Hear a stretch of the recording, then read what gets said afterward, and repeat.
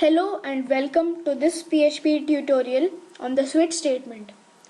I am going to show you a new exercise on this because it is an important feature of PHP. Let's create the syntax quickly. The switch statement is a substitute for the if statement. It's a lot more neater and formattable choice, although the input is an expression. So now let's input the value of something and then let's save the value equal to this. Then we can execute the code if it equals or matches this value. It is not a comparison technique.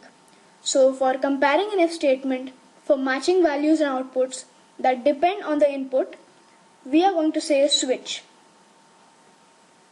Let's start. Switch is the basic code for it. Let's put an expression in here. For example, I will say Alex here.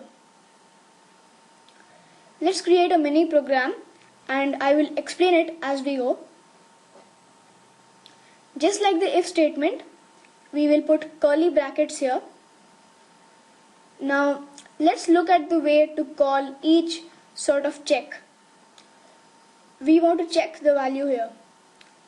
Now we will put this in quotation marks. You can't have a number obviously. So what we type is case, the value of the case that we want to match. For example, Alex.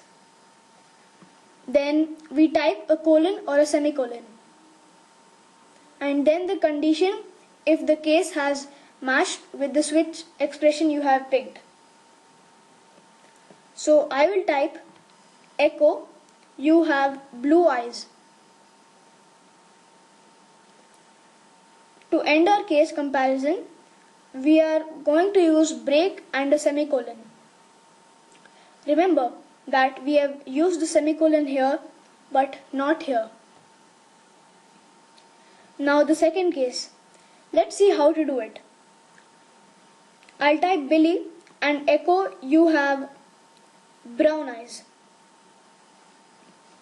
Okay, and then break and semicolon. This is like an integrated if.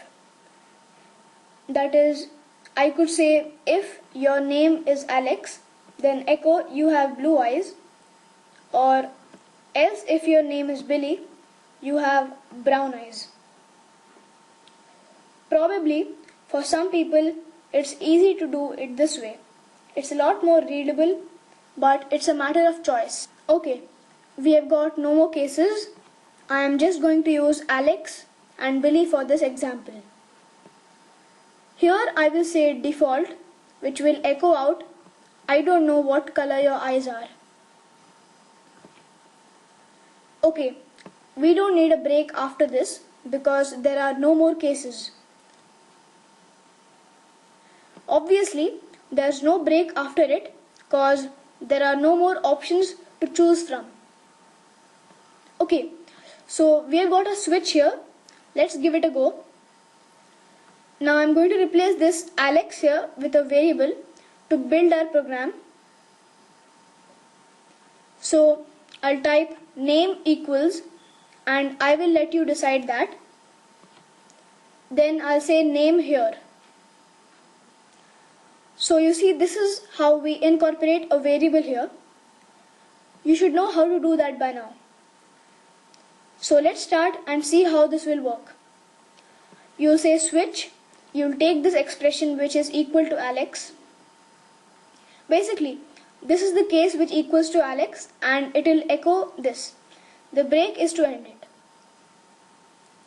If the name is say Rahul, the default will echo I don't know what color your eyes are.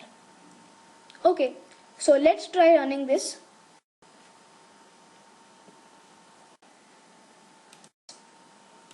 Just to revise, we can see that Alex matches to Alex, matches to the output. What you can do is, you can enter as many lines of code here as you like. This break determines where the case ends. An if statement needs curly brackets to end a block.